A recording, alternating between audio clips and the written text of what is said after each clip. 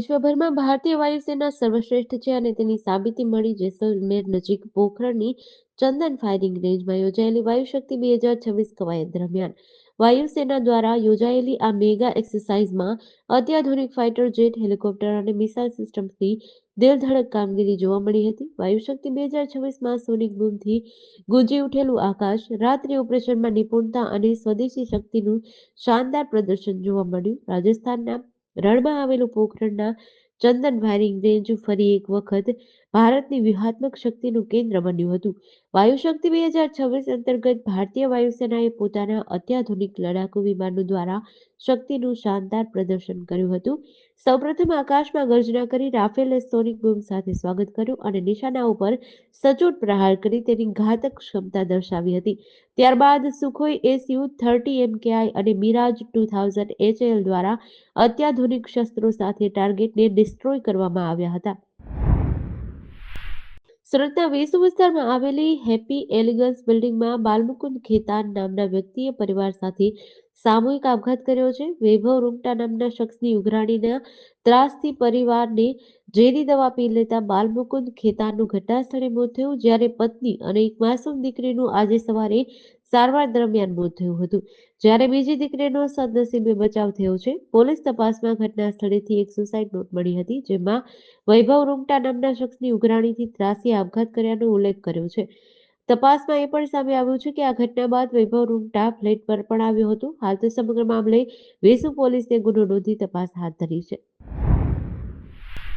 વડોદરા શહેરના Pratapnagar Baroda dairy road પર ONGC પાસે એક ભયાનક રોડ અકસ્માતની ઘટના સામે આવી છે. નશામાં ધૂત એક ચાલકે રિક્ષા, કાર તેમજ સ્કૂટરને અડફેટે લીધા હતા, જેમાં 3 લોકો ઇજાગ્રસ્ત થયા છે.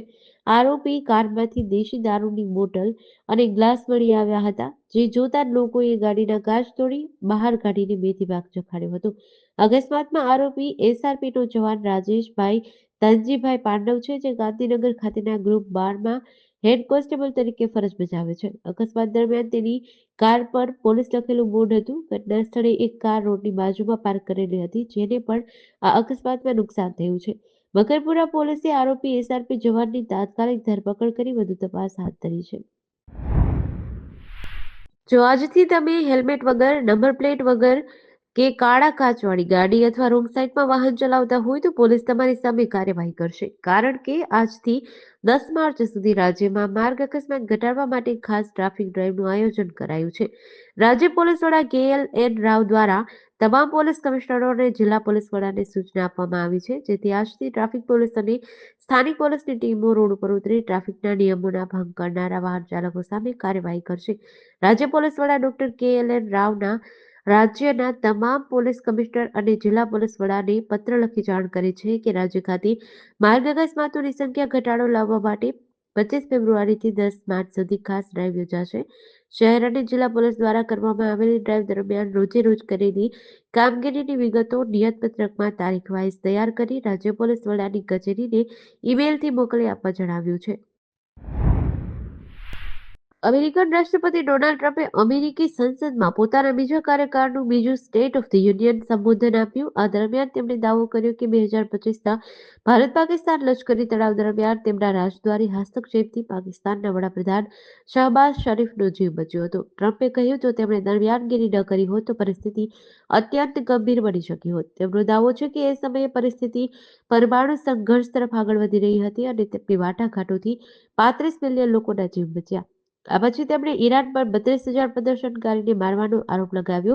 ઈરાનમાં 28 ડિસેમ્બરથી 14 જાન્યુઆરી સુધી મોંઘવારી વિરુદ્ધ પ્રદર્શનો થયા હતા, જે દરમિયાન ટ્રમ્પે ઈરાનને કાર્યવાહીની ધમકી આપી હતી. ભાષણ દરમિયાન ટ્રમ્પે કહ્યું કે ઈરાન એવી મિસાઇલ વિકસાવી રહ્યું છે જે અમેરિકા સુધી પહોંચી શકે છે. ઈરાને પહેલેથી જ એવી મિસાઇલો બનાવી લીધી છે જે યુરોપ અને વિદેશોમાં આવેલા આપણા સૈન્ય મથકો માટે જોખમરૂપ છે અને એવા મિસાઇલો બનાવવા પર કામ કરી રહ્યા છે જે ટૂંક સમયમાં અમેરિકા સુધી પહોંચી જશે. રાજકોટ સ્થિત PGVCL દ્વારા આજે સૌરાષ્ટ્ર કચ્છમાં બાકીદારો પર દવાઈ બોલાવતા મેગા ડ્રાઈવ હાથ ધરી છે. જેમાં છેલ્લા 6 માસથી વીજ બિલ ન ભરતા 28,68,000 ગ્રાહકોના ઘરનું વીજ કનેક્શન કાપી નાખવામાં આવશે. પશ્ચિમ ગુજરાત વીજ કંપની લિમિટેડ દ્વારા આ દિવસને ડિસ્કનેક્શન ડે તરીકે ઉજવવામાં આવી રહ્યો છે. માર્ચ માસ નજીક આવતા જ પીજીવીસીએલ દ્વારા રેસિડેન્શિયલ, ઇન્ડસ્ટ્રીયલ અને ખેતીવાડી વિસ્તારમાં જેઓને વીજ કનેક્શન આપવામાં આવ્યું છે અને વીજ બિલ ભર્યું નથી તેમનું લિસ્ટ બનાવ્યું છે. જેઓની પાસે રૂપિયા 652.99 કરોડની વસૂલાત બાકી હોવાનું સામે આવ્યું છે. પશ્ચિમ ગુજરાત વીજ લિમિટેડ દ્વારા સૌરાષ્ટ્ર કચ્છના 12 સર્કલમાં રૂપિયા 650 કરોડ જેટલું લેણું બાકી છે. જેમાં 28,68,000 વીજ ગ્રાહકો છે જેમનું 2 થી 6 માસ સુધીનું વીજ બિલ બાકી છે. માર્ચ માસ નજીક આવતા મેગા ડ્રાઈવનું આયોજન કરવામાં આવ્યું છે.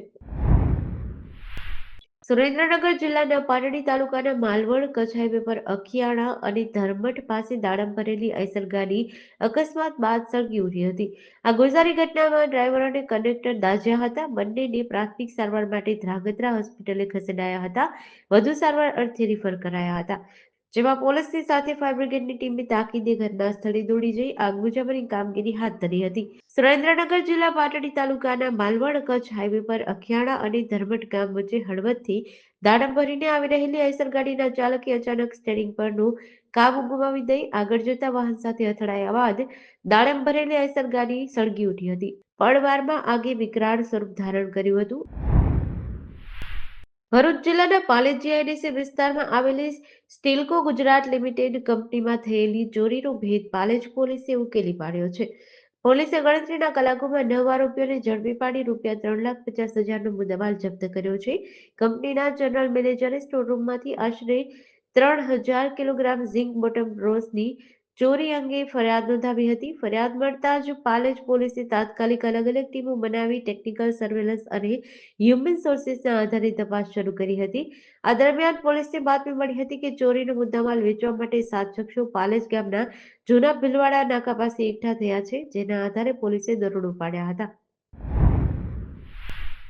જામનગર જિલ્લાના ધ્રોલમાં એક વેપારીએ પોતાની કાર ફેરવવા આપવાની ના પાડતા ઉશ્કેરાયેલા એક શખ્સે વેપારીની કારમાં તોડફોડ કરી હતી. આ મામલે વેપારીએ ધ્રોલ પોલીસ મથકમાં ફરિયાદ નોંધાવી છે. ધ્રોલના ગોકુલ પાર્ક વિસ્તારમાં રહેતા અને સોમનાથ સિમેન્ટ પ્રોડક્ટના નામે બિલ્ડિંગ મટીરીયલનો વેપાર કરતા થોભણભાઈ લાખાભાઈ ભુંડિયાએ આ ફરિયાદ નોંધાવી છે. તેમણે જણાવ્યું કે તેમની સ્વિફ્ટ કારના કાચ વગેરેમાં ધોકા મારી નુકસાન પહોંચાડ્યું છે. આ કૃત્ય ધ્રોલના બ્રિજરાજસિંહ નીરુભા જાડેજા નામના શખ્સે કર્યું હતું.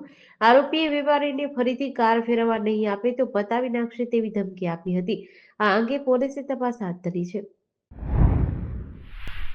હારીજમાં 96 વીઘા જમીનના 4 કરોડ રૂપિયાના સોદામાં ઠગાઈ થયાનો આક્ષેપ કરતી ફરિયાદ હારીજ પોલીસ મથકે નોંધાઈ છે. અમદાવાદના નિવૃત્ત દિનેશભાઈ મંજીભાઈ ઓઝાએ બનાસકાંઠાના ઓગળી તાલુકાના 3 વ્યક્તિઓ સામે ફરિયાદ નોંધાવી છે. જે અનુસાર દિનેશભાઈ ઓઝાની હારીજ ગામની સીમમાં આવેલ સર્વે નંબર 176/74 થી 176/79 અને 165/1 વાળી કુલ 96 વીઘા જમીનનો સોદો 4 કરોડ રૂપિયામાં થયો હતો. આ સોદો તેમના સમાજના જમીન દલાલ આશિષ પ્રજાપતિ મારફતે બનાસકાંઠાના માનપુરા ગામના મહાદેવભાઈ, ભલાભાઈ અને વિષ્ણુભાઈ સાથે થયો હતો. દસ્તાવેજ થયા બાદ નિર્ધારિત સમયમાં બાકીના 2.5 કરોડ રૂપિયા ન મળતા દિનેશભાઈ ઓઝાએ ઉઘરાણી કરી હતી. જોકે ખરીદનારાઓ દ્વારા વાયદાઓ કરવામાં આવતા અને યોગ્ય પ્રતિસાદ ન મળતા આખરે તેમણે છેતરપિંડી અને ઠગાઈનો આક્ષેપ કરતી ફરિયાદ નોંધાવી હતી.